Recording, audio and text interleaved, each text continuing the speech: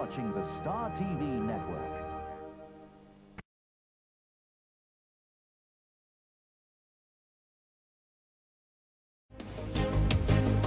In business tonight, Disney is closing 18 of its cable channels in Southeast Asia and Hong Kong from October.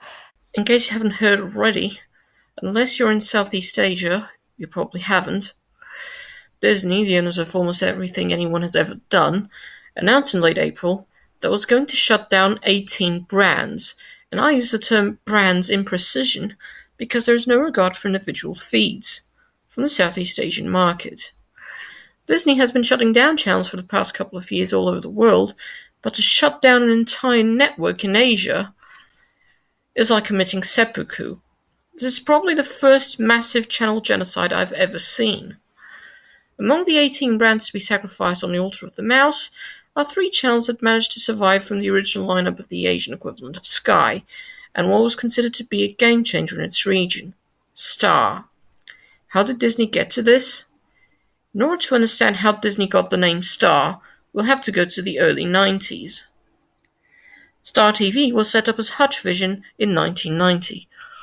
No, it wasn't a specialist channel for rabbits. The Hutch in the name was a reference to the Hong Kong-based backers of the upcoming service, Hutchinson Whampoa Limited, or HWL. They were one of those colossal holding companies that basically exist solely to make money, usually by buying out other companies. Over the years, they've owned such varied assets as the 3 Mobile network in Europe or the Park and Shop supermarkets across Hong Kong and the Chinese mainland. Star TV was a joint venture between them, providing the money, and Li Ka-shing, and his son Richard, providing everything else. Mostly Richard was his idea. As Hutchvision sounded more like an optician than a satellite television operator, for on-screen purposes, they chose the name Star, which happened to stand for Satellite Television for the Asian region.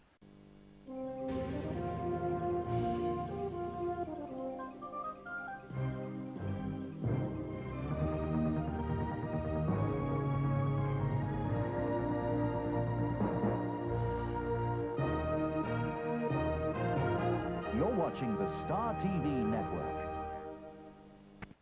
At least in Western tongues.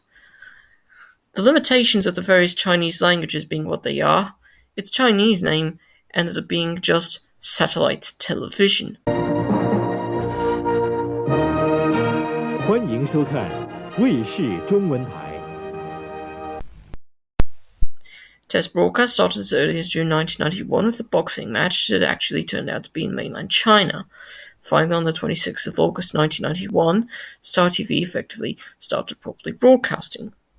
Unlike in the West, however, the picture was still quite sketchy, and very few people could be convinced that the idea of owning a satellite dish was particularly exciting, a stark contrast to attitudes here in Europe. Nevertheless, the satellite Star broadcast through AsiaSat 1 was actually far more powerful than the ones pointed in our direction at the time.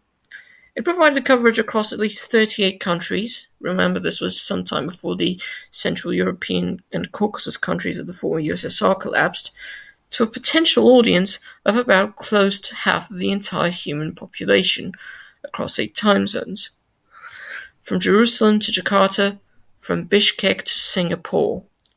Initially, the Star TV project consisted of 5 channels, run by HWL as joint ventures with other companies.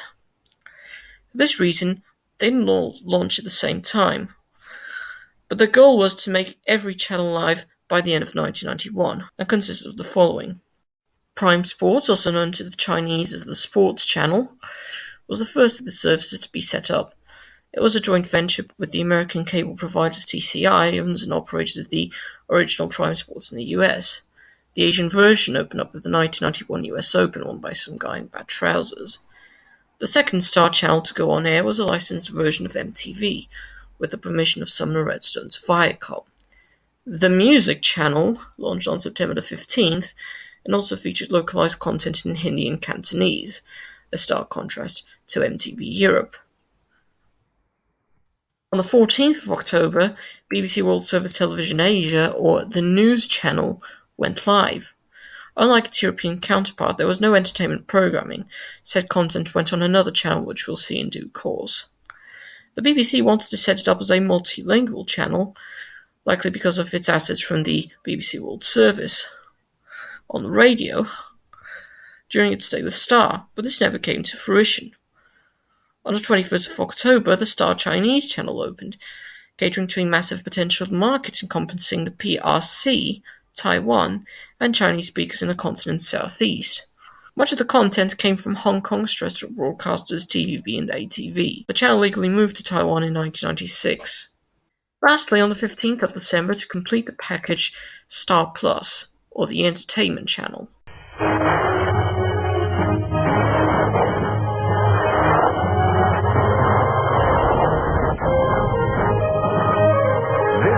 Star Plus, a part of the Star TV network, whose lineup mostly consisted of television series from the USA, such as, Donahue and Oprah as talk shows, miscellaneous shows like Ellie Law and Doogie Howser, and even soaps like Santa Barbara and The Bold and the Beautiful on a few years' worth of delay. The UK content was mostly leftovers from the BBC that they refused to show on their own channel because they were testing the waters for what would become BBC World. Of course, it turned out a few years later they went in the direction of BBC Prime instead, and the Asian market got it in 2004.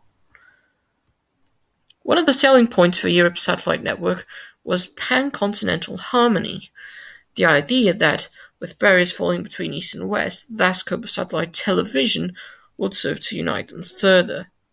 If Star were hoping to apply that same idea to East Asia, they were instantly disappointed. With such a vast catchment area, bigger than Europe itself, it was inevitable that the Star network immediately ran into issues with several countries. Many were banning or had already banned satellite television in the first place. For instance, Turkmenistan, who decided that upon gaining its independence from the Soviet Union, only terrestrial channels owned by the government are legally allowed, currently counting at 7. Or Iran, because of its regime.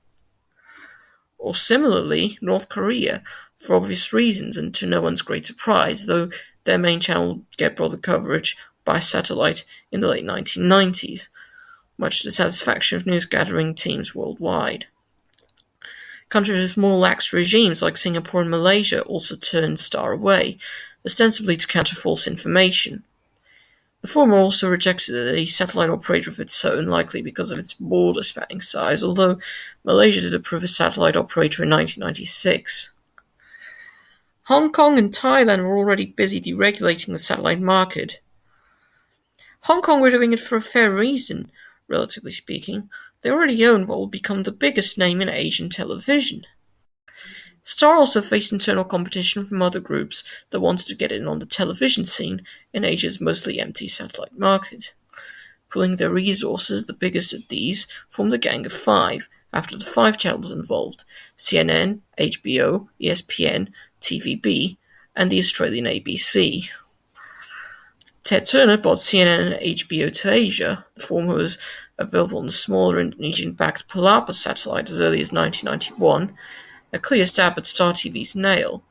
The latter was more of a colonization, buying a regional channel called Movie Vision that was operated by Singapore Cablevision, changing the name and extending the reach. TVB was one of Hong Kong's main broadcasters, attempting to conquer mainland China via satellite with the TVB Super Channel. The success of this venture can now be understood in the fact that TVB have long since sold it off, and the station is now a Taiwanese network. ESPN, not yet owned by Disney, were ready to counter Prime Sports. Finally, the Australian Broadcasting Corporation provided its foreign service, Australia Television International. All but one are still around to this very day at the time of recording, in some form or another, and you'll find out who the imposter is at the very end of this documentary. Parallel to that, a young pretender emerged out of nowhere to captivate the billion-plus eyes of India. Subhash Chandra, India's answer to Rupert Murdoch, met with Richard Lee, and they discussed the feasibility for a predominantly Hindi-language television network that Star wouldn't have direct control over. It would still be carried over its satellite. Lee asked Chandra a fee of $5 million for the annual lease of the service. In April 1992, the deal was signed, and the rest is hysterical. On the 1st of October 1992, his ZTV channel finally made it on air.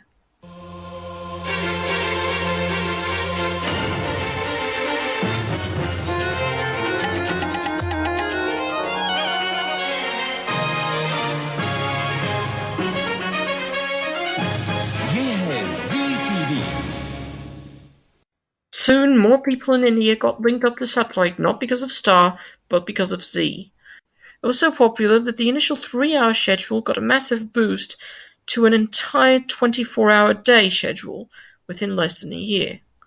To put that into context, India lacked a proper private television network in those days, and the terrestrial market was monopolized by the state broadcaster Doordarshan. To Indian viewers, ZTV was like stepping into a new dimension.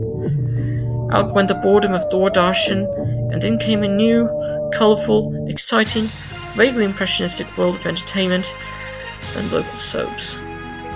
Before long, other languages were capturing the Indian satellite market, with Sun TV, backed by Tamil newspapers, getting the go-ahead in 1993.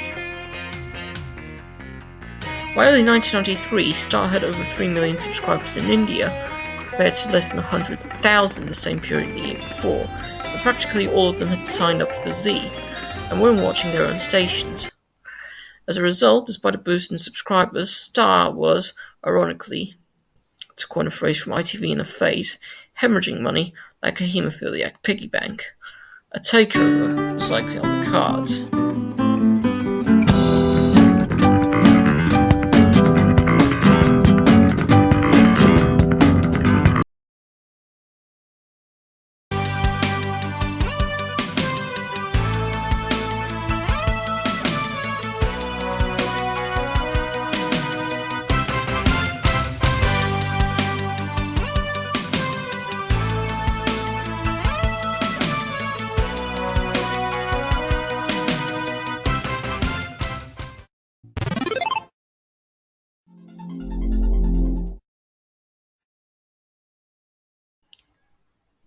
You've been watching a RandomMe entertainment production, published by Bob the Fish Productions.